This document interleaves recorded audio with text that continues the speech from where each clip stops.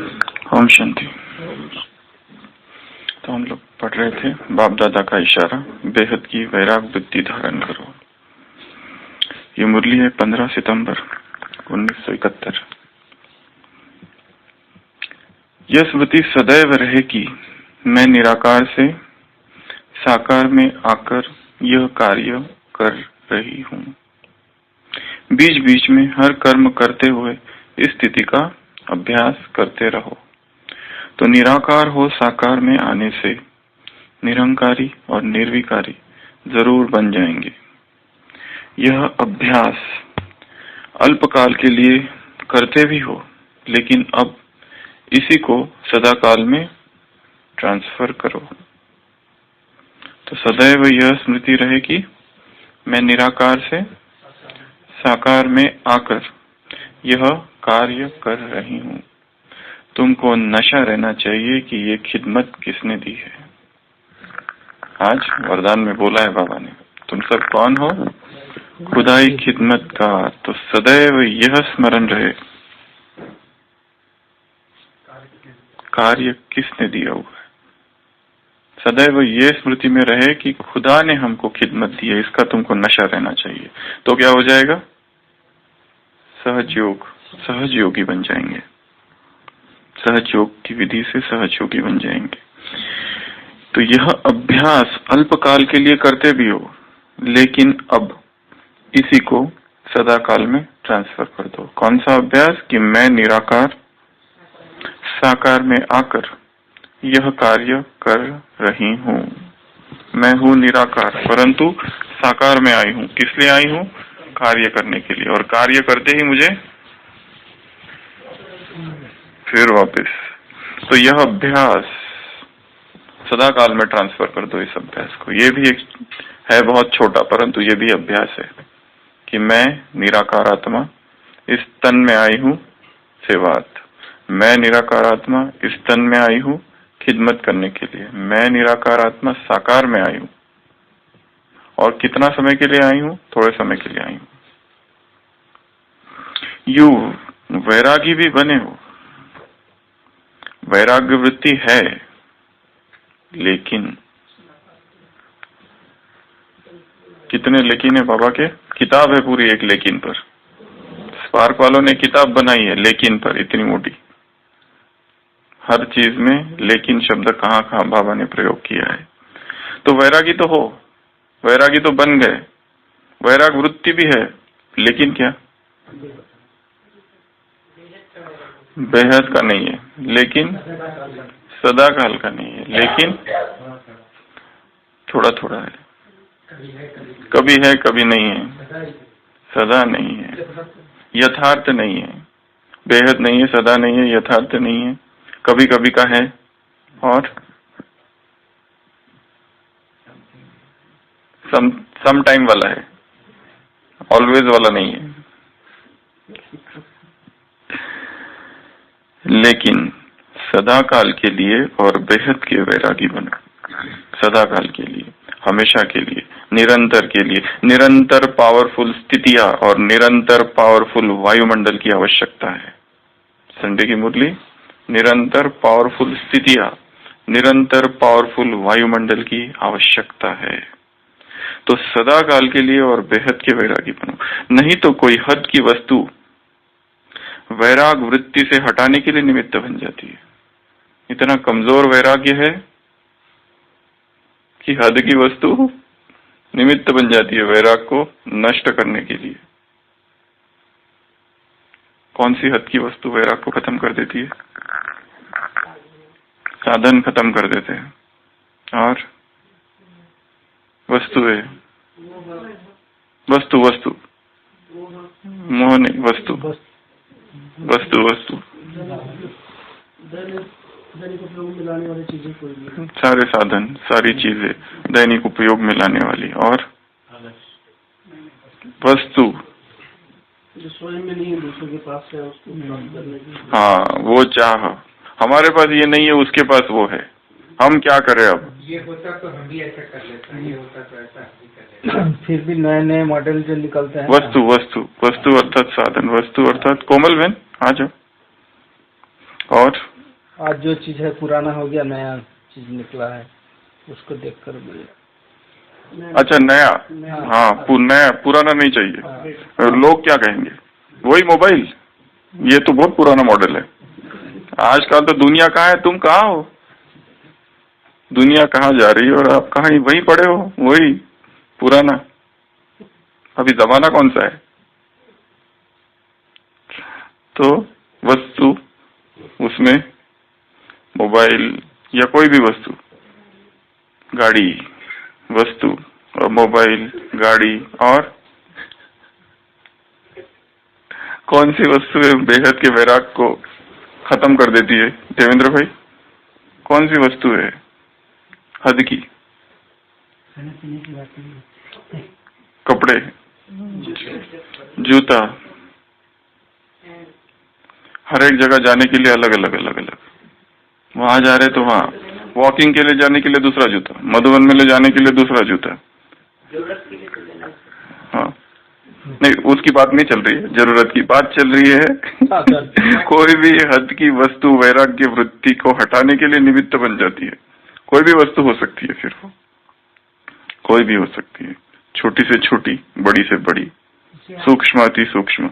किसने आज भट्टी करने के लिए प्लान रखा, पिकनिक में गया, जम के खा गए।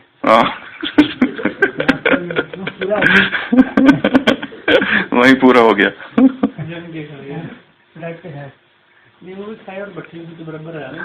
हम एक कहीं रिट्रीट सेंटर पे गए थे, रिट्रीट सेंटर पे भाई बहने आते रहते भट्टी करने के लिए, तो एक ग्रुप आया था 15 लोगों का, कई सारे लोग थे उसमें।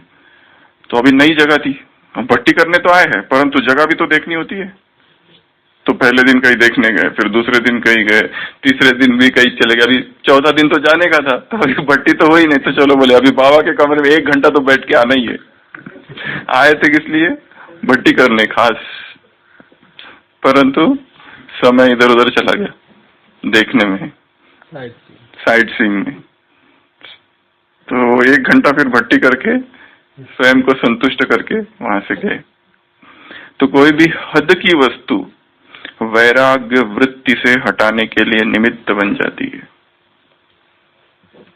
वो कौन कौन सी वस्तुएं है, उसकी चेकिंग, कि ये वस्तु आते ही हमारा वैराग कम हो जाता है। ये वस्तु ही जैसे एंट्री होती है, वैराग थोड़ा डाउन हो जाता है। सदा ही धधकता हुआ वैराग रहे। ये मार्ग कौन सा है, धधकती हुई अग्नि पर चलने का मार्ग है, ब्रैकेट में सहज राजयोग। हाँ, सीला एंड साइबडिस, इंग्लिश में कहावत है, between Scylla and Charybdis standing on the horns of dilemma, न इधर न उधर, कहाँ। तो कोई भी हद की वस्तु कुछ भी हो सकती है, फिर वो चश्मा भी हो सकता है। यही पुराना चश्मा, अभी कितने अच्छे अच्छे आ गए हैं, वही लगा के बैठे हो अभी तक। दांत अच्छा वाला लगाओ, जरा सोने वाला लगाओ तो अच्छा लगेगा, स्टेटस मेंटेन रहता है उससे। तो हाँ,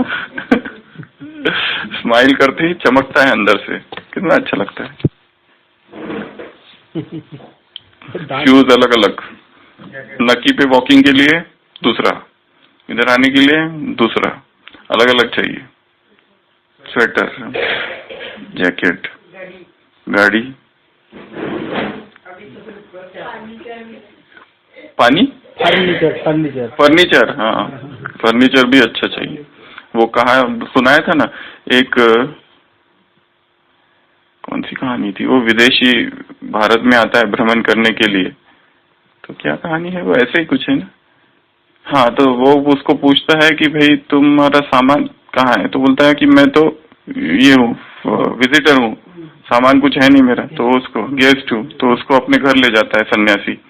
सन्यासी उसके घर में, वो विजिटर उसके फॉरेनर उसके घर में जाता है सन्यासी के घर में, तो देखता है वहाँ सामान ही नहीं है, कुछ भी, कोई फर्नीचर ही नहीं है।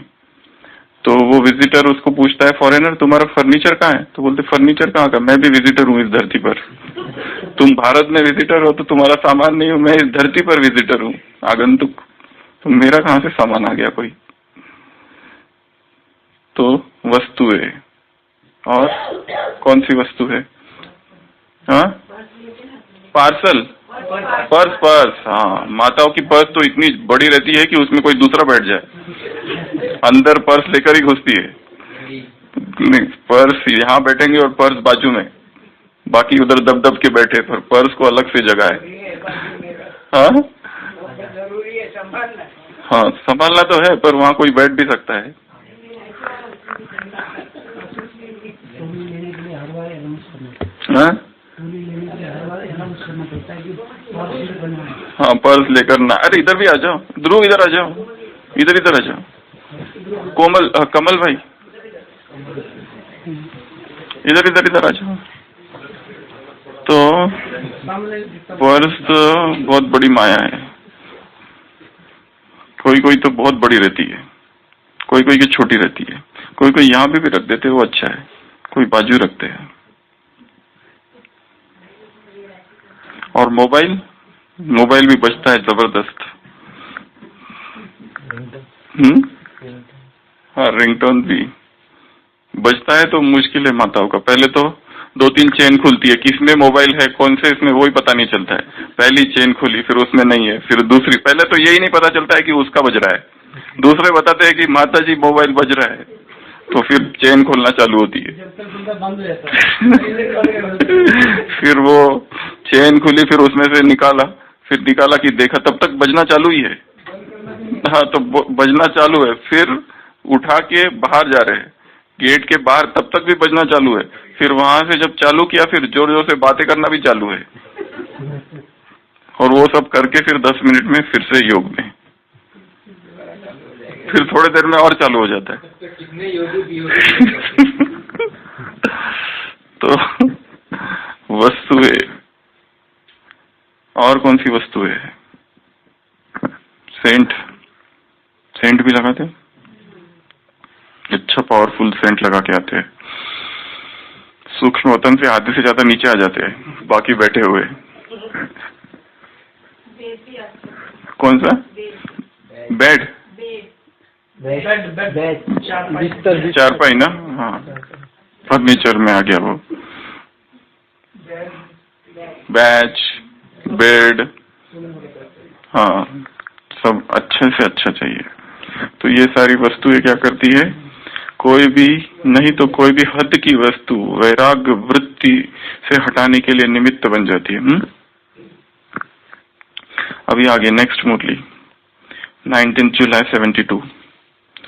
जो फ्यूचर में महाविनाश होने वाला है और नई दुनिया आने वाली है, वह भी आपके फीचर से दिखाई दे।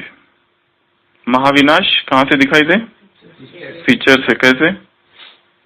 विनाश दिखाई दे हमसे नहीं, त्याग तपस्या नहीं, विनाश, महाविनाश, महाप्रलय। बांग्लादेश में लड़ाई चल रहा था ना 71 में, 72 की है। हाँ, देखेंगे तो फिर वैराग्य ऑटोमेटिकली आ जाएगा। एक तरफ वैराग्य, दूसरी तरफ अपना भविष्य बनाने का उमंग आवेगा। जैसे कहते हो एक आंख में मुक्ति, एक आंख में जीवन मुक्ति, तो विनाश मुक्ति का गेट और स्थापना जीवन मुक्ति का गेट, तो दोनों आंखों में यह दिखाई दे। यह पुरानी दुनिया जाने वाली है। आपके नयन और मस्तक यह बोले। क्या बोले हमारे नयन और मस्तक? नयन और मस्तक बोलने की बात चल रही है, मुख नहीं। नयन बोलेंगे, देखेंगे नहीं, मस्तक बोलेंगे। क्या बोलेंगे? यह बोले। मस्तक भी बोलता है, कविता है। मस्तक भी बोलता है। बाबा ने कहा एक दिन तुम्हारा मस्तक ही क्या बन जाएगा? टीवी बन जाएगा। एक दिन तुम्हारा मस्तक ही क्या बन जाएगा? जिसमें लोग अपनी स्थिति को देखेंगे, उनको अपना ही साक्षात्कार होगा। तो मस्तक भी बोलता है। कोई भी भाग्य मस्तक, कोई का भाग्य मस्तक दिखाता है। समझते हैं ये बड़ा चमत्कारी है। तो ऐसी जब सर्विस करे तब जय जयकार हो। तो अब विश्व के आगे एक सैंपल बनना है। तो क्या सुना? जो फ्यूचर में महाविनाश होने वाला है और नई दुनिया आने वाली है, वह भी आपके फीचर से दिखाई दे। हम जो बोले वो सत्य हो जाए, बोलना भी सत्य हो जाए, जो दिखे हमसे वो भी सत्य स्वरूप दिखे उनको। संडे की मुरली में अनुभव क्या हो उनको, देखने से ही, नैनों से, वृत्ति से, दृष्टि से, वाइब्रेशन से कि ये न्यारी आत्माएं हैं। हाँ, उनको गपोड़ा ना लगे, ये सत्य लगे। किसी गांव में एक बहुत बूढ़ा एक ज्योतिष्य रहता था, तो वो जो भी लोग बहुत परेशान थे क्योंकि वो जो भी कहता था सत्य हो जाता था। बहुत ही परेशान थे उससे। एक बार कई लोगों ने सोचा इसकी थोड़ी परीक्षा ली जाए, अब शायद इसको देखते अहंकार है क्या कि ये जो भी बोलता है सत्य हो जाता है। एक बहुत बड़ा कोट पहनता है एक आदमी, अंदर एक कबूतर छुपा के ले जाता है और उसको प्रश्न पूछते हैं कि ये कोट है, इसके अंदर एक कबूतर है, अब ये बताओ ये जिंदा है या मरा है। और सोच के जाते, अगर इसने कहा जिंदा है तो निकालते समय गर्दन दबा देंगे तो मर गया, अगर उसने कहा कि मरा है तो वैसे निकाल देंगे, अब बोलो। तो बहुत ही अद्भुत उत्तर दिया। क्या कहा होगा उसने? नहीं, उसको कहा बताओ कि ये कबूतर जिंदा है या मरा है, अंदर है। आप जैसे बोलोगे निकाल के दिखाएंगे, अब बताओ।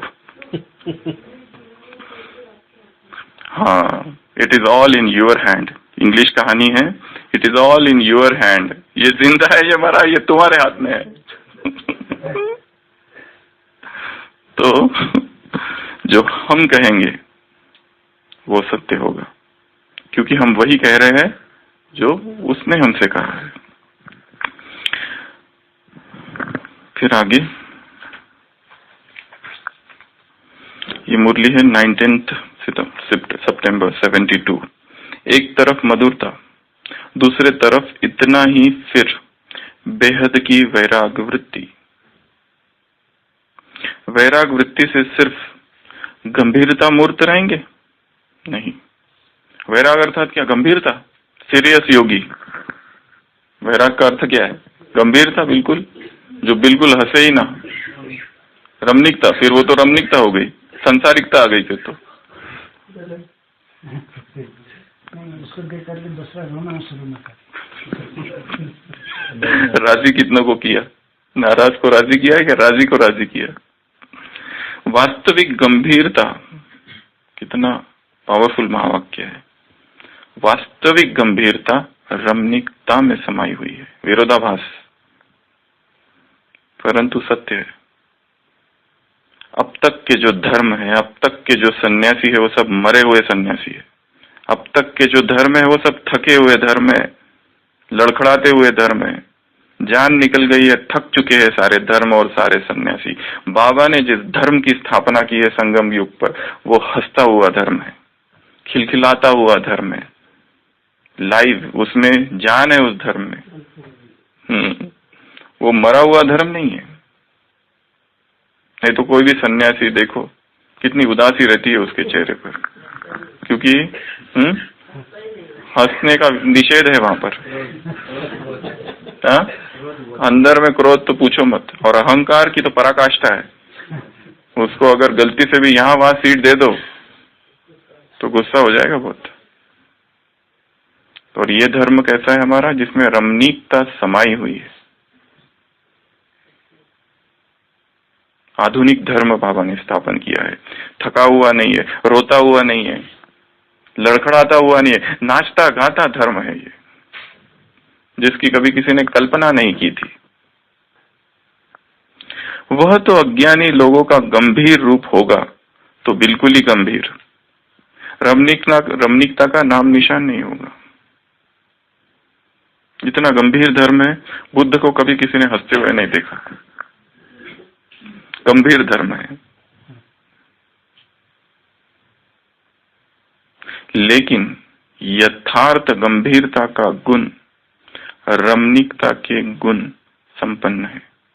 जैसे लोगों को भी समझाते हो कि हम आत्मा शांत स्वरूप है, लेकिन सिर्फ शांत स्वरूप नहीं है, लेकिन उस शांत स्वरूप में क्या क्या समाया हुआ है? आनंद, प्रेम, ज्ञान सभी समाया हुआ है। तो जैसे लोगों को भी समझाते हो कि हम शांत स्वरूप है, लेकिन सिर्फ शांत स्वरूप नहीं है, लेकिन उस शांत स्वरूप में आनंद, प्रेम, ज्ञान सभी समाया हुआ है। लेकिन कहा तो बता लेकिन इसकी विपरीत जो वो ले लेना। अच्छा, तो ऐसे बेहद के वैराग्य वृत्ति वाले और साथ साथ मधुरता भी, यही विशेषता मधुबन निवासियों की है। अति मधुरता और अति वैराग। तो जो बेहद के वैराग्य वृत्ति में रहने वाले हैं वह कब घबराते हैं क्या? डगमग हो सकते हैं, हिल सकते हैं? यादगार क्या है तुम्हारा? कि चंचल घर कि हलचल घर? अचल, जो कभी हिलता नहीं, जो अचल है। कितना भी जोर से हिलावे, लेकिन बेहद के वैराग्य वृत्ति वाले नष्टो मोहा स्मृति स्वरूप होते हैं। तो नष्टो मोहा स्मृति स्वरूप हो कि थोड़ा बहुत देखकर कुछ अंश मात्र भी स्नेह कहो व मोह कहो, लेकिन स्नेह का स्वरूप क्या होता है इसको तो जानते हो ना। जिसके प्रति स्नेह होता है तो उसके प्रति सहयोगी बन जाना होता है। बाकी कोई रीति रस्म से स्नेह का रूप प्रकट करना, इसको स्नेह कहेंगे व मोह कहेंगे। कोई भी रीति रस्म से स्नेह का रूप प्रकट करना, इसको स्नेह कहेंगे या मोह कहेंगे। तो कल हम बात कर रहे थे एक किताब की, जिसका नाम था भर्तरी वैराग्य शतकम। संसार भर में वैराग्य के ऊपर जितनी किताबें लिखी गई है उसमें सर्वोपरि, सबसे श्रेष्ठ, इस किताब को पढ़कर हजारों लाखों लोग संन्यास ले लिया। ज्ञान की नहीं, बाहर की किताब है, भर्तरी ने लिखी। बाबा याद करते हैं भर्तरी को, साकार मुरलियों में आता है भर्तरी, राजा गोपीचंद, ये सब जो पात्र है। तो ये इसका हम थोड़ा सा पढ़ेंगे, ठीक है ना आशीष भाई? आशीष भाई बहुत दिन से कह रहे थे थोड़ा वैराग तो आना चाहिए। बाबा ने कहा वैराग की वृत्ति का वायुमंडल बनाओ, तपस्या का वायुमंडल, पावरफुल तपस्या, पावरफुल वैराग। पर ये एक्सट्रीम लेवल पर वैराग है बहुत अतिवादी जिसको कहते हैं, एक्सट्रीमिस्ट, उस तरह का है। इसके लिए तो कहा ना, जिनने ये किताब पढ़ी सीधा घर से बाहर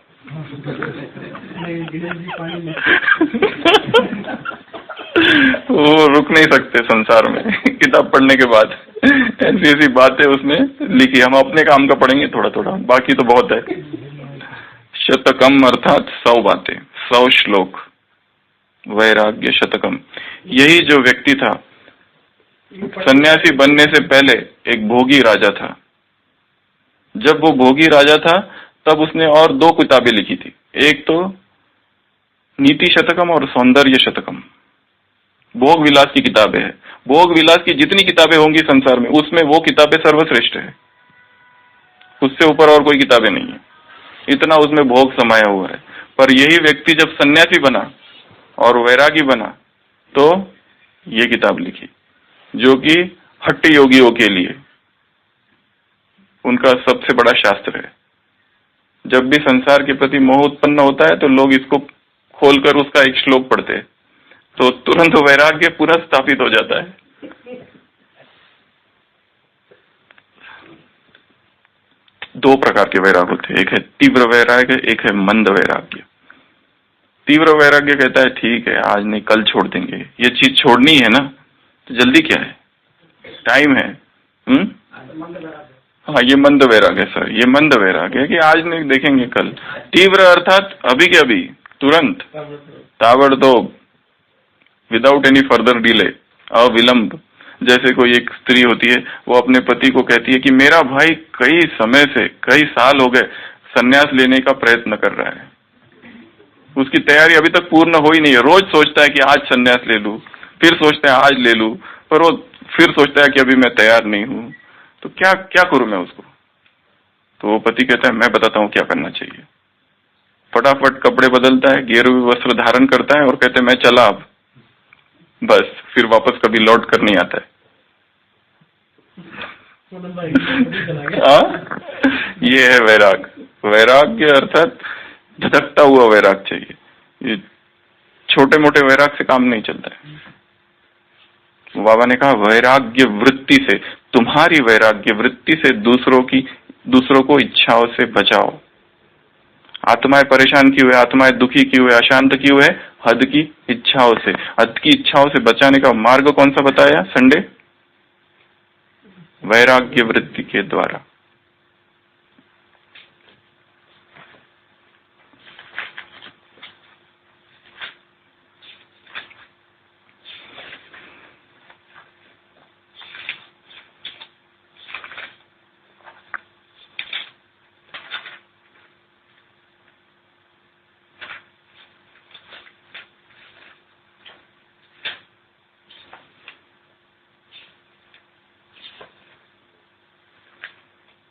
पहले तो इनका जीवन की कहानी, इनका जीवन के बाबा ने भी सुनाई है कभी शायद मुरलियों में। उसका अपनी पत्नी में बहुत मोह होता है। कोई उसको फल देता है, एक राजा कहता है अपनी पत्नी को दे दो, अपनी पत्नी को देता हो। पत्नी का प्यार होता है महामंत्री से, वो महामंत्री को दे देती। महामंत्री का प्यार होता है किसी दासी से, वो दासी का प्यार होता है वो उसको दे देती है फल। दासी का प्यार होता है किसी सिपाही से, और वो सिपाही किसी दूसरे एक नगरजन को दे देता है। वो नगरजन फिर से आकर राजा को देता है। उसको आश्चर्य होता है ये फल तो मैंने अपने पत्नी को दिया था, ये इसके पास कैसे हो गया? और मेरा तो कितना प्यार है। उसका ये दावा रहता है कि मुझे मेरी पत्नी जितनी प्यार करती है और संसार में वो उससे बढ़कर कोई प्यार ही नहीं है। पर उसका प्यार दूसरे से, उसका प्यार तीसरे से, ये देखता है और बहुत हो गया, संसार छोड़कर भाग जाता है। अब नहीं आना है इस संसार। कल्याणकारी होगा ना। हाँ इसमें तो बहुत सारी चीजें हम कहीं पर भी मिलती है।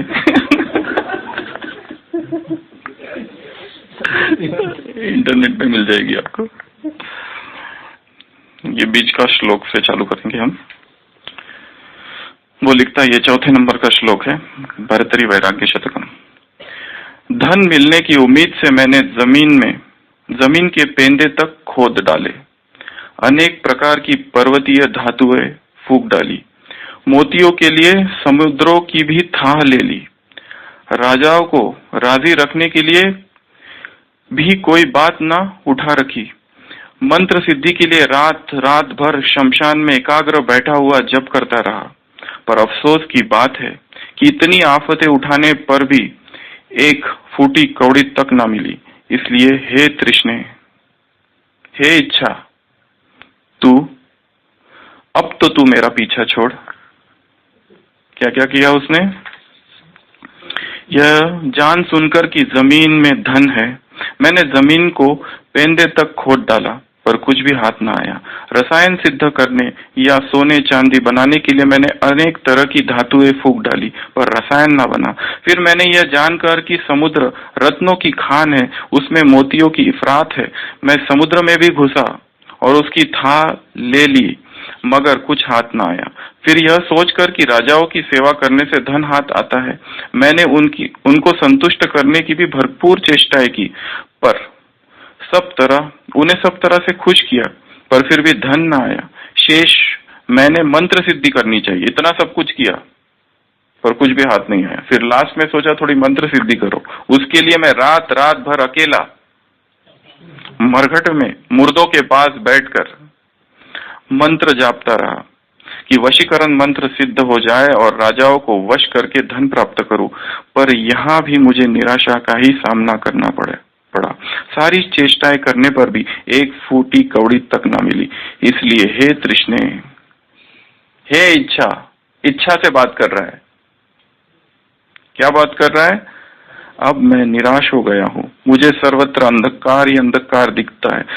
अब तो तू दया करके मेरा पीछा छोड़ दे।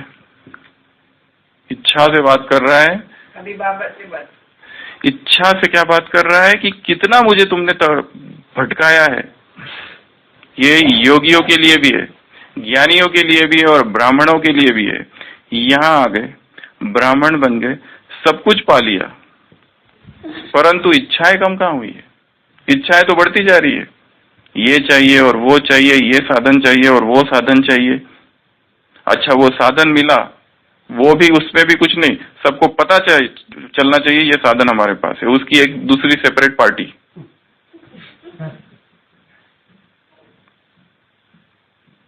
इच्छाएं भटकाती है।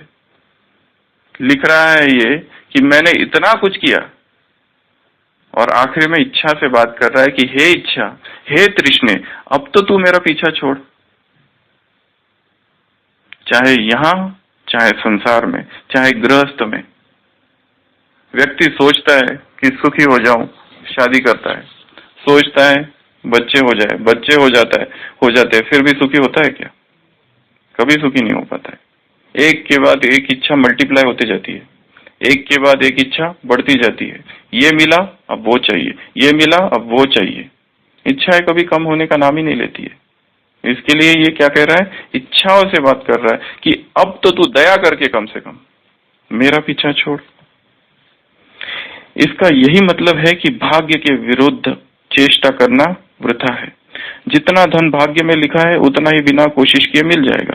भाग्य के लेख से अधिक हजारों चेष्टाएं करने पर भी न मिलेगा। सिकंदर अमृत के लिए अंधेरी दुनिया में गया, पर अमृत के कुंड के पास पहुंच जाने पर भी वह अमृत को चख न सका, क्योंकि उसके भाग्य में अमृत न था। मूर्ख मनुष्य भाग्य पर संतोष नहीं करता, धन के लिए मारा मारा फिरता है। जब कुछ भी हाथ नहीं लगता तब रोता और कलपता है। सुख की चाह है, वास्तविक सुख है कहाँ?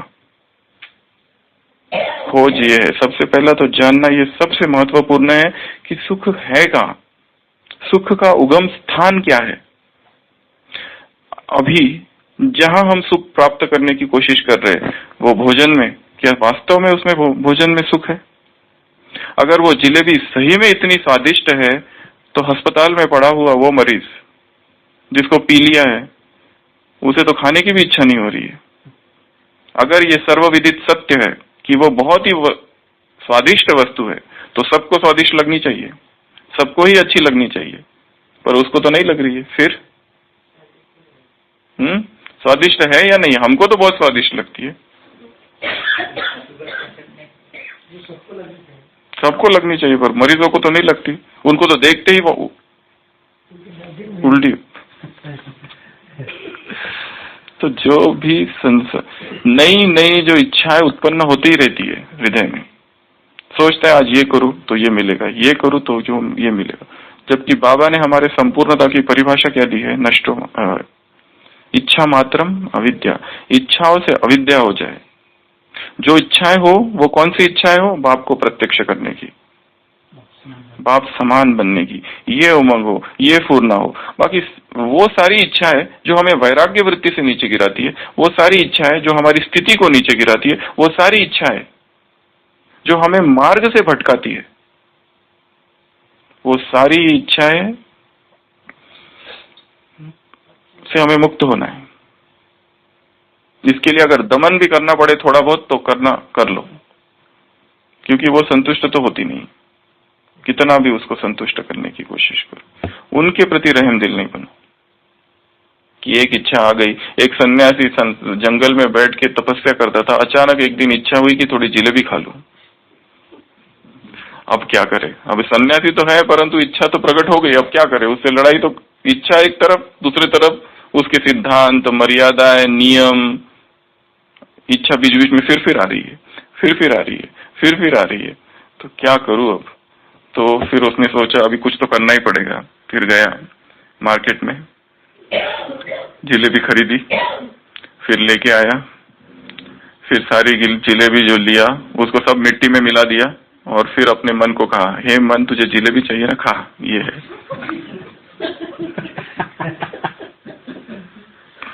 खा। अब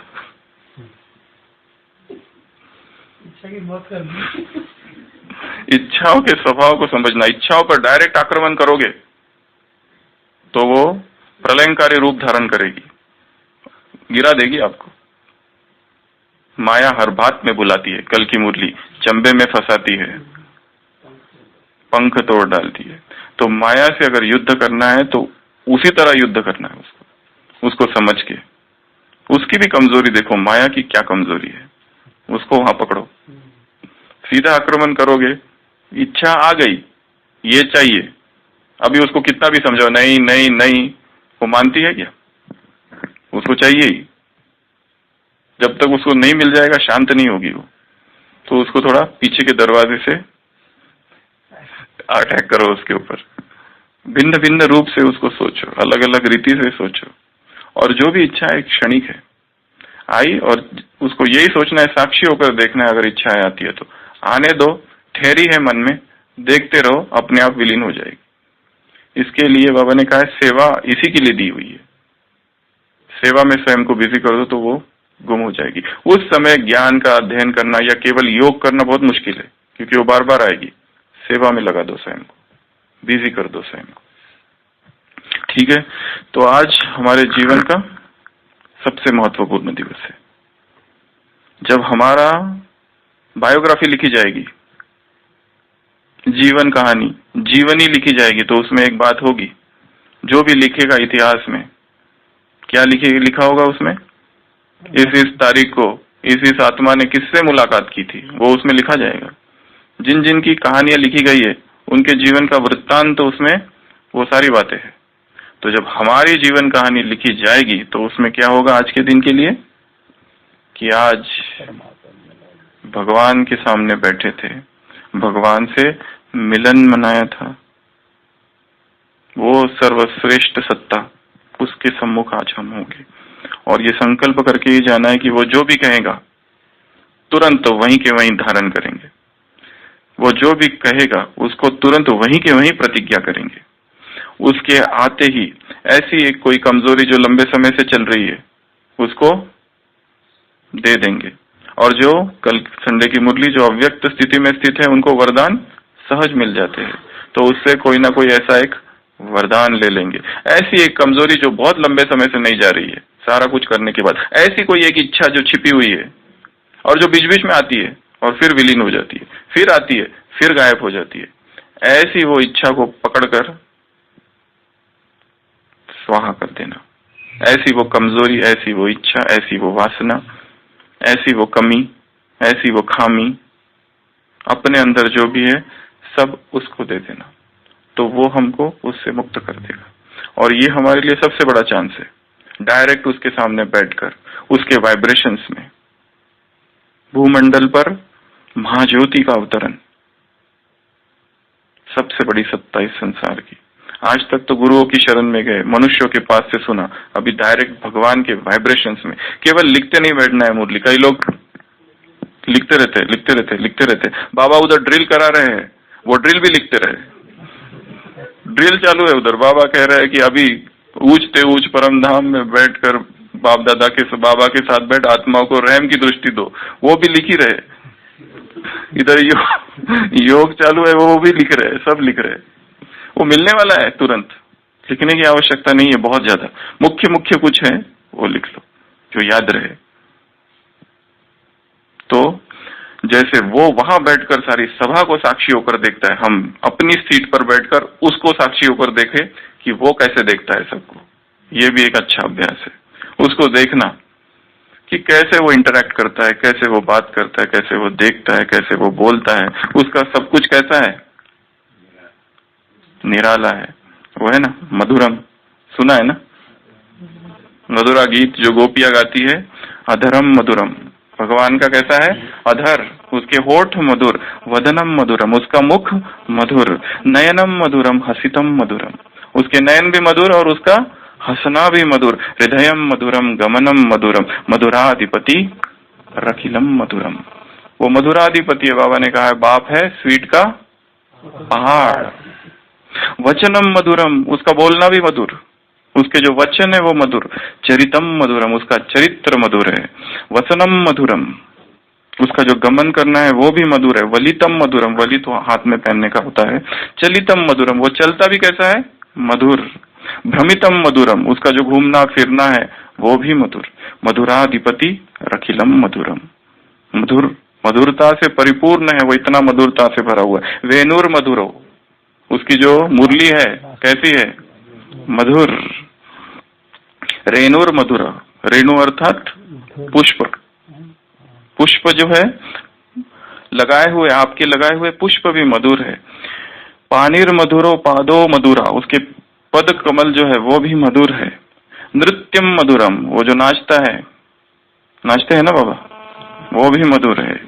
सख्यम मधुरम मधुराधिपति अखिलम मधुरम। गीतम मधुरम पीतम मधुरम भक्तम मधुरम सुप्तम मधुरम रूपम मधुरम तिलकम मधुरम मधुराधिपति अखिलम मधुरम। सब कुछ मधुरम। कारम मधुरम तारम मधुरम हरणम मधुरम रमणम मधुरम मधुरम वमितम मधुरम शमितम मधुरम मधुराधिपति अखिलम मधुरम। ये गीत भागवत में है जो गोपिया कृष्ण के लिए गा रही है कि तुम्हारा हे कृष्ण सब कुछ मधुर है। गुंजा मधुरा माला मधुरा यमुना मधुरा वीची मधुरा सलिलम मधुरम कमलम मधुरम मधुराधिपति अखिलम मधुरम। गोपी मधुरा, गोपी भी मधुर। लीला मधुरा, वो जो लीला करता है वो भी मधुर। युक्तम मधुरम, वो जो युक्ति है उसकी वो भी मधुर। मुक्तम मधुरम। दृष्टिम मधुरम सृष्टिम मधुरम, उसकी जो रची हुई सृष्टि है वो भी मधुर। मधुराधिपति अखिलम मधुरम। गोपा मधुरा, जो गोप है, गोपी तो है ही मधुर, पर जो गोप है वो भी मधुर। गोपा मधुरा। गावो मधुरा, जो गीत गाता है वो भी मधुर। यष्टिर मधुरा सृष्टिर मधुरा दलितम मधुरम फलितम मधुरम मधुराधिपति अखिलम मधुरम। तो ऐसा स्वीट का पहाड़, स्वीट का सागर जब हमसे मिलने आ रहा है तो उसके सम्मुख हम होंगे तो सारा ही दिन भर जैसे कि हम उसका इंतजार करें, उसका आह्वान करें, सोचे कि हम किससे मिलने वाले हैं, तो स्थिति स्वतः ही अव्यक्त होगी। ओम शांति।